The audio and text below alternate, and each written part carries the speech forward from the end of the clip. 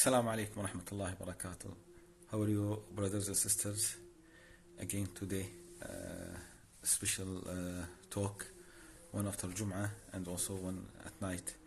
I know usually I have halqa this time, or from 8 to 9:30, talking about the prayer. But inshallah, we'll postpone this halqa to next week. There is a very important topic. The Muslims, especially the girls, should know this, that the Prophet ﷺ said, "La nikaha illa biwali." There is no valid marriage without a wali, without a guardian. It means that the guardian or the wali, mainly is the father. Okay, if the father is there, he should marry his daughter to the other man, to the other man, the husband. Why I'm saying this? Because sometimes the girl wants to marry a man, and the father doesn't allow or doesn't agree with this marriage. Then this daughter goes to with the man that she wants to marry. They go to the court and they marry there in the court.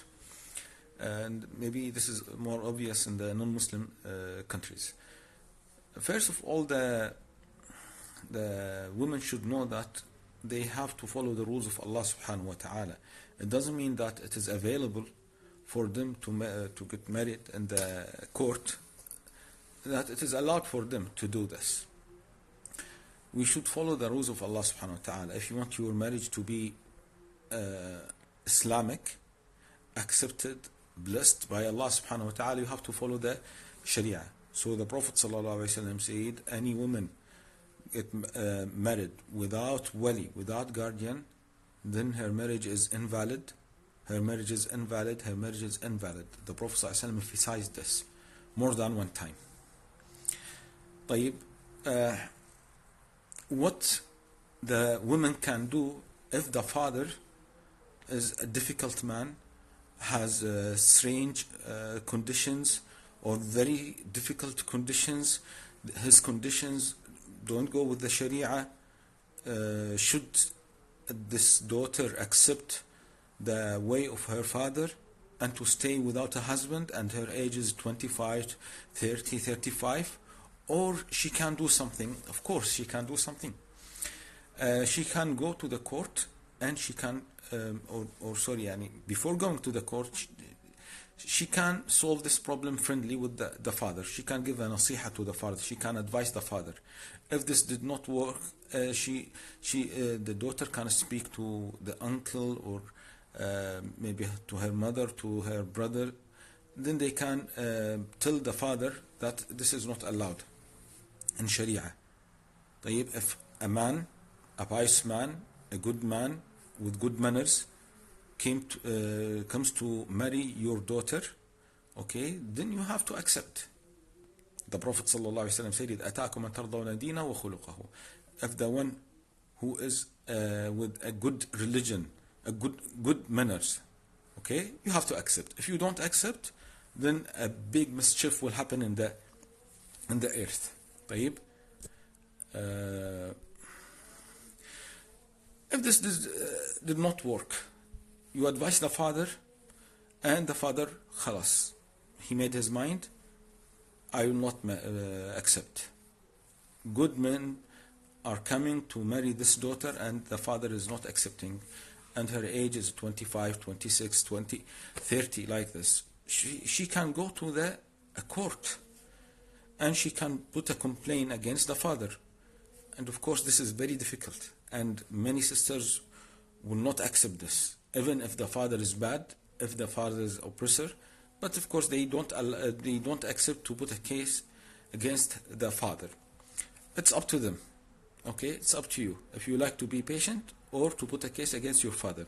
Okay, you can go to the court and you complain that my father is not allowing, he is preventing my marriage. طيب, then the judge will bring the father. Is it really or not? Because this is the problem sometimes. Sometimes many girls, they claim that the father is very difficult, he's not allowing my marriage. طيب, but how can you prove this? Yani, some sisters, maybe they call or they ask, can I go and marry because my father is preventing me? Okay, where is the proof? Where is the proof? Okay, the court should, this girl should prove this to the court, that my father is preventing my marriage. طيب, the father should call the judge should call the father. Is it true that you are preventing the marriage of your daughter? Okay, maybe you say no. I will accept. If a man comes, I will accept. If he said yes, I refused maybe 3-4 men because the first one has this problem, the second, the third, so he has an issue to refuse, then the judge will agree with him. But if there is no point of view from the father's side, then the judge can force the father. You have to marry, to accept the marriage of your daughter to this man, because this is haram. If he did not accept, khalas, the guardian, the father will not be the guardian for his daughter. It will be shifted to the grandfather, for example. If the grandfather is not there, if this woman has a son or a grandson, if there is no son or grandson, it will go to the brother. Yeah, there is an order. Sorry.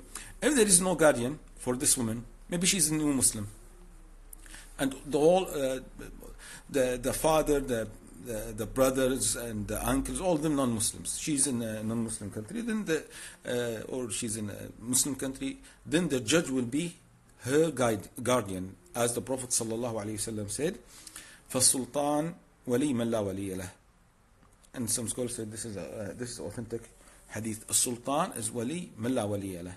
The sultan means the emir, the leader of the country, is the guardian for those who don't have guardians.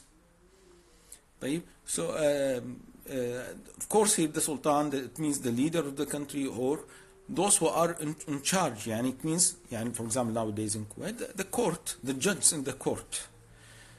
So the judge will be the guardian of this woman, and the husband should go to there, and the judge will work as a guardian for this daughter, for this girl. So here the important point I like to emphasize, please my sisters, please my daughters, don't do marriage without the permission of your father. If he is difficult, if he is putting many conditions, illogic conditions, not Sharia conditions, you can discuss him, or your brother, your uncle can discuss him. If it is if you tried many ways to solve the problem peacefully, friendly, and it did not work, then you can go to the court. But don't go to the man and you marry yourself to the man. This is not allowed in Sharia. This is not allowed in Sharia. I know this is a very sensitive issue, and even the scholars, some scholars mention, if a woman did this without the wali, the marriage is invalid, and she has to renew. They have to renew the marriage. They have to renew the marriage. Okay, maybe some of them don't know. Okay, because of ignorance, maybe she is a new Muslim, he is a new Muslim. Sometimes they know, maybe after years they have children. Of course, the children are the children belong to you, to this spouses. Okay, but we tell them you should renew the marriage by the wali, by the guardian, the father, or if the father is not there, the grandfather, the son, the grandson, the brother. If they are not there, you can go to you should go to the court. And of course, in the non-Muslim countries, if there is no Islamic court, you can go to if there is Islamic center, or there is a masjid and there is imam of the masjid. They know their issues. Jazakum Allah khair. Thank you, brothers and sisters. May Allah bless you. And then this is the importance of knowledge. The importance of knowledge. Knowledge will save your lives, brothers and sisters. جزاكم الله خير. السلام عليكم ورحمة الله وبركاته.